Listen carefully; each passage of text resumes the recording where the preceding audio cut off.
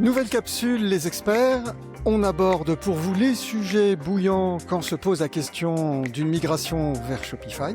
Toujours avec les amis Stanislas l'expert tech et Ludovic l'expert SEO. Une inquiétude récurrente autour de Shopify concerne le SEO et les risques de perte de position dans les réponses Google par exemple. Surtout à une époque où les marchands redécouvrent le référencement naturel gratuit. La question est donc toute simple. Shopify est-il un CMS SEO friendly? Alors Ludovic, à toi de commencer. Dis-moi, pourquoi on se pose cette question? Effectivement, Shopify a eu longtemps, malheureusement, la mauvaise réputation d'être un CMS nul pour le SEO, hein. On peut dire les choses très clairement. Il y a aussi un sujet autour de la duplication de contenu structurel, puisqu'il y a beaucoup de pages dynamiques qui sont créées par des filtres, des problèmes liés au contrôle sur le fichier robot.txt, qui est très important pour le SEO, pour donner des indications à Google sur la manière de crawler le site, le sitemap, et puis les performances aussi. Stan pourra nous en parler un petit peu après, qui était pas au top. Mais du coup Ludovic, est-ce que c'est pas parce que les clients Shopify à une époque, c'était quoi? C'était des marques? Effectivement, historiquement, Shopify s'est adressé principalement à des marques ou à des entrepreneurs qui démarraient leur activité. Et ces gens-là n'avaient pas d'enjeu pour le SEO, puisque ils se faisaient principalement connaître à travers les réseaux sociaux, à travers leur branding. Donc effectivement, le SEO, c'était pas un sujet pour eux. Et Shopify a très bien vécu comme ça pendant des années. Jusqu'à un moment où effectivement les choses ont commencé à se compliquer, puisque techniquement c'est une très bonne solution, et donc forcément il y a de plus en plus de distributeurs, de pure players qui ont commencé à s'intéresser à Shopify. Et la particularité de ces acteurs-là, c'est que c'est des sites qui, eux, sont très dépendants du SEO. Ils ont même pour certains énormément investi depuis des années. Et donc évidemment, la question qui allait se poser pour eux en passant sur Shopify, c'est: est-ce que j'allais pouvoir maintenir mes positions, maintenir mes performances, alors que, a priori, les remontées du terrain semblent dire que c'est pas idéal pour le SEO. Et c'est là qu'a commencé le bad buzz, hein, clairement, porté par les marchands eux-mêmes qui trouvaient que ça tenait pas la route, mais aussi par les agences SEO, parce qu'évidemment, nous, en tant qu'agence SEO, on aime bien travailler sur des CMS où on sait que ça va nous faciliter les choses, on va pouvoir faire ce qu'on veut. Et clairement, Shopify, qui est un système propriétaire, qui est du SaaS, ne nous le permettait pas. Et je dirais que les communautés aussi SEO en ont rajouté une couche, parce qu'elles s'étaient à une époque beaucoup plus largement engagées sur des projets open source, donc des CMS comme PrestaShop, Magento, que sur des CMS SaaS qui étaient beaucoup plus limitants pour travailler. Tu as parlé de bad buzz, clairement, hein, c'est le mot, et tu as expliqué pourquoi.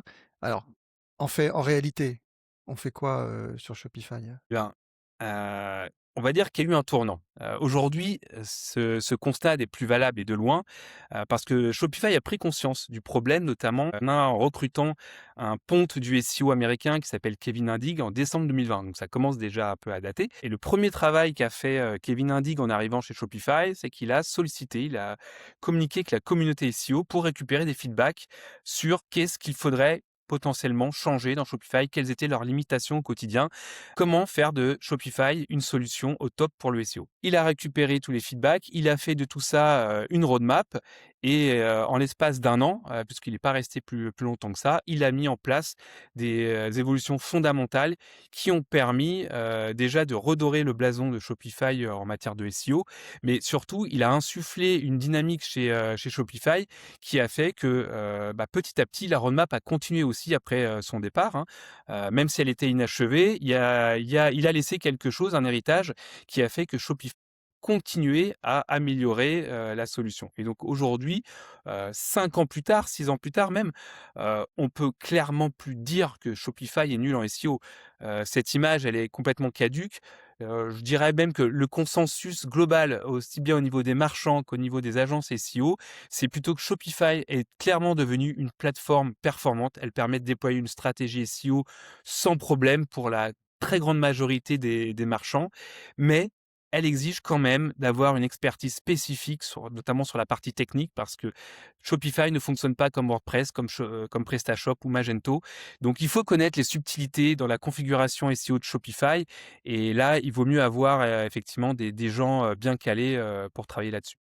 Et toi Stanislas, du coup, comment tu vis techniquement cette évolution du SEO chez Shopify que vient de nous décrire, Ludovic?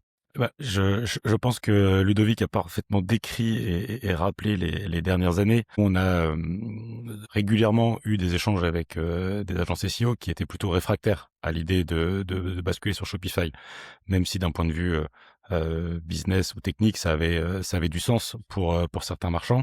Et on a vu les choses évoluer ces dernières années avec de moins en moins de friction, ou en tous les cas des agences qui ont pris le sujet à bras le corps. Et même d'un point de vue technique, nous, dans la capacité à intégrer les best practices de ces agences, on voit qu'on est de moins en moins limité. Et ce travail main dans la main qu'on fait avec les agences SEO en phase de migration est fondamental. Il y a des enjeux de web perf aussi, et ça c'est notre rôle. Il est clé. Shopify est un top outil. Il permet d'atteindre des web perf, d'atteindre des niveaux de web performance assez. Pour autant, il y a des pièges dans lesquels il faut pas tomber. Le principal, c'est en général les surcouches d'applicatifs qui viennent nuire à la web performance, qui on le sait est un critère important sur la partie SEO. Et ça, on est là pour finalement bosser main dans la main et trouver des solutions ensemble. Mais en conclusion, on peut bidouiller techniquement suffisamment dans Shopify pour faire du bon SEO, si tant est qu'on ait besoin de bidouiller? Alors le mot bidouiller, à mon avis, est pas le bon. Justement, c'est que comme l'a rappelé Ludovic, il y a beaucoup de choses qui ont été faites sur Shopify qui nous permettent nous d'être beaucoup plus précis, d'avoir plus de granularité aussi d'un point de vue technique dans la capacité à implémenter ces recommandations. Maintenant, il reste quelques limites évoquées par Ludovic. Ces limites doivent pas être vues, à mon sens, comme des no-go pour un marchand, mais des sujets qui ont été anticipés et qui font partie intégrante de cette stratégie. Et je rajouterais, Stan, aussi que ces limites, parfois, ont des solutions de contournement. Les URL, bon, c'est toujours le point noir le plus important, hein. Les /products, /collections, /blogs, /pages qui sont imposés dans la structure des URL, ça, on peut pas y toucher. En réalité, techniquement, c'est faisable, mais ça va créer des effets de bord sur la capacité de mise à jour de Shopify. Et évidemment, personne ne recommande de toucher à ce paramètre. Le contenu dupliqué avec les tags, les facettes, les filtres, ça se gère aussi. Il faut juste s'y connaître, mais c'est tout à fait faisable. Modification du robot TXT, c'est pareil. Avec des bonnes directives, on peut aller dans le code liquide et modifier tout ça. Donc, je dirais qu'il y a quasiment plus de limites vraiment très fortes, sauf pour un marchand qui est ultra pointu en SEO et qui a vraiment besoin d'aller très très loin dans la customisation de sa plateforme. Là, effectivement, on va avoir des freins. Et pour 90% franchement, des marchands qui veulent aller sur Shopify, la plateforme fait le job, on peut quasiment tout faire. Merci Stanislas et Ludovic pour vos avis éclairés. C'est la fin de cette capsule consacrée à Shopify et à la gestion du SEO. Une capsule de la série Les Experts à retrouver sur vos réseaux sociaux.